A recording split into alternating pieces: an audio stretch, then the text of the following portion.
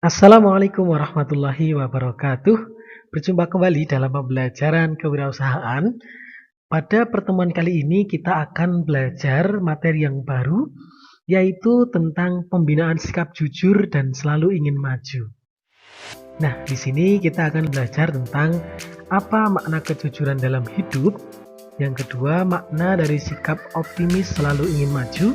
Dan kita juga akan belajar tentang ketidakjujuran dalam berusaha dan akibatnya. Nah, ternyata sikap jujur ini atau dalam agama kita, dalam agama Islam, ini disebut sebagai sifat siddiq.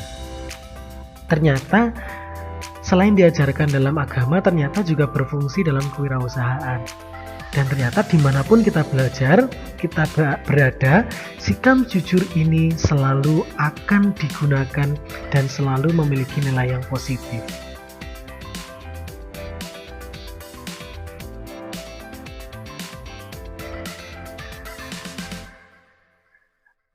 Makna kejujuran dalam hidup. Jujur adalah mampu dan mau mengatakan sesuatu sebagaimana adanya. Bila berdagang barang yang baik, maka harus dikatakan baik. Maka jika kalian berdagang barangnya rusak, maka katakanlah rusak. Kenapa? Karena kejujuran ini dapat disamakan dengan makna amanah, yaitu amanah adalah bila diberi kepercayaan dalam berwirausaha, maka tidak dikhianati. Berkata selalu benar, dan jika berjanji dalam bisnis tidak mangkir. Makna jujur dalam hidup ini termasuk sifat yang perlu dimiliki oleh seorang wirausahawan. Karena sifat ini akan mendatangkan kepercayaan kepada konsumen. Dengan kesediaan berbuat jujur, berarti setiap perbuatan yang dilakukan oleh wirausahawan maknanya dapat menyenangkan orang lain maupun diri sendiri. Nah, bagi kalian yang ingin mencoba untuk berusaha, maka nilai kejujuran ini harus dijunjung tinggi. Terlebih jika kalian karena masih belajar ya, masih mencoba untuk membangun bisnis, maka kejujuran ini akan menjadi penilaian bagi konsumen kalian. Kalian yang jujurlah kalian yang nantinya akan berhasil.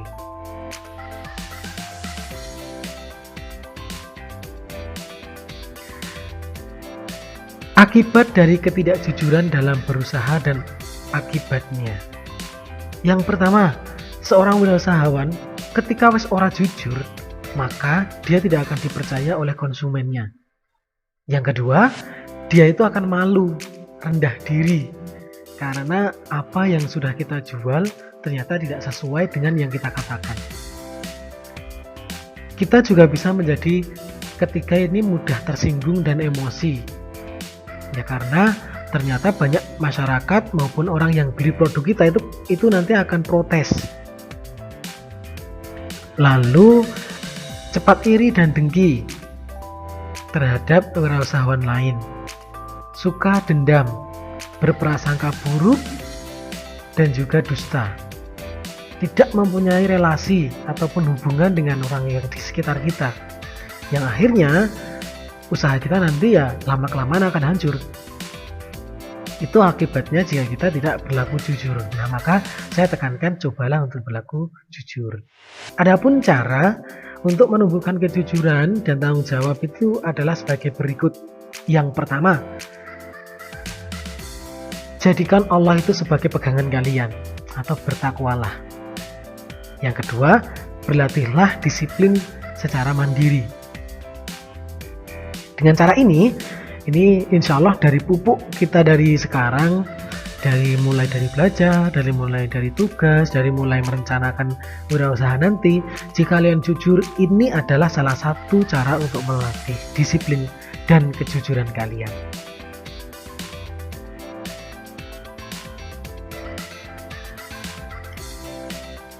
Selain kejujuran dan ketidakjujuran yang tadi kita pelajari, kalian harus menumbuhkan jujur dan harus menjaga ketidakjujuran.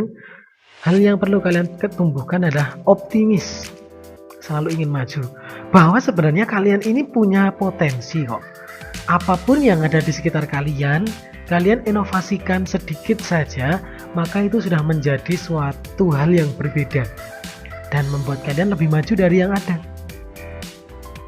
Kalian lihat bambu saja mungkin bagi orang hanya untuk digunakan untuk membuat rumah ayam, untuk membuat misalnya rumah warung kecil yang dari bambu misalnya, atau misalnya untuk membuat apalah sesuatu yang nilainya tidak besar.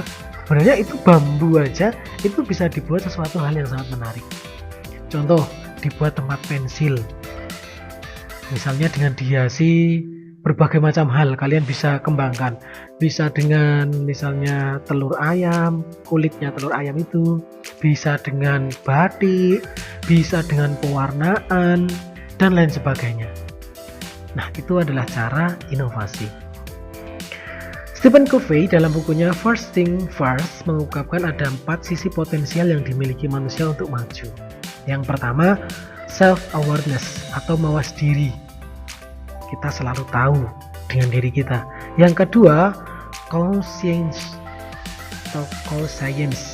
atau mempertajam suara hati. Apa sih yang ada di dalam, apa sih potensi ada dalam diriku, dan apa sih yang kira-kira bisa kita manfaatkan.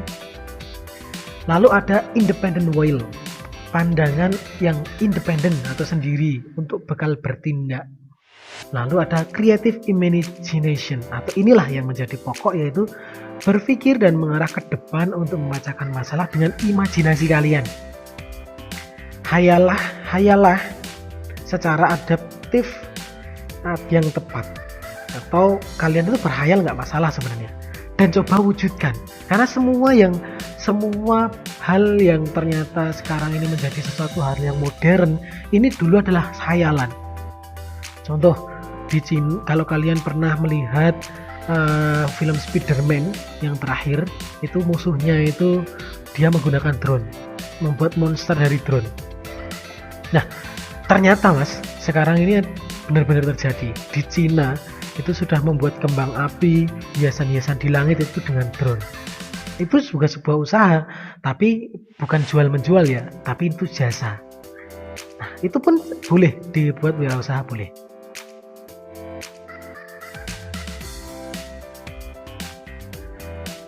Menurut Murphy dan Peck menggambarkan ada 8 jalan wirausahawan untuk menjadi maju. Yang pertama, kalian harus bekerja keras. Kalau sudah punya ide, laksanakan. Jangan mudah putus asa. 2, bekerja sama dengan pihak lain. Karena kalian ini kalau memasarkan sendiri, tentunya kalian tidak akan bisa mendapatkan relasi yang luas. Pasarnya juga tidak luas. Penampilan yang menarik, ini penting. Good looking ya, sekarang baru viral. Kalian harus good looking. Meyakinkan pembeli bahwa kita itu adalah penjual yang benar-benar bagus dari penampilan kita. Yakinkan diri. Pandai membuat keputusan yang tepat ya.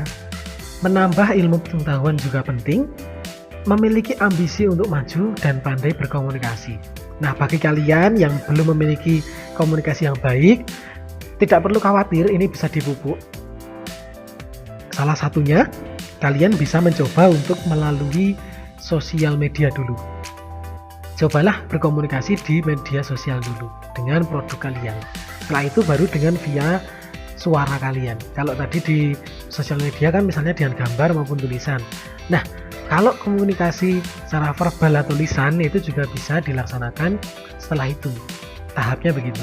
Dengan tulisan dulu, dengan gambar, baru dengan lisan.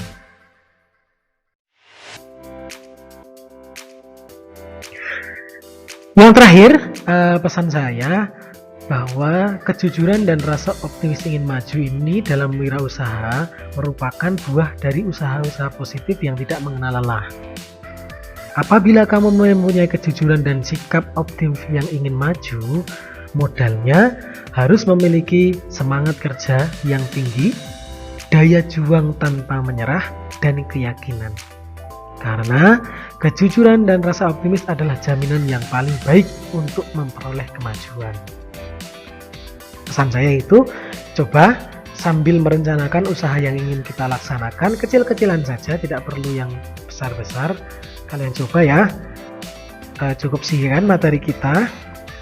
Terima kasih, mohon maaf jika ada salah-salah kata. Assalamualaikum warahmatullahi wabarakatuh.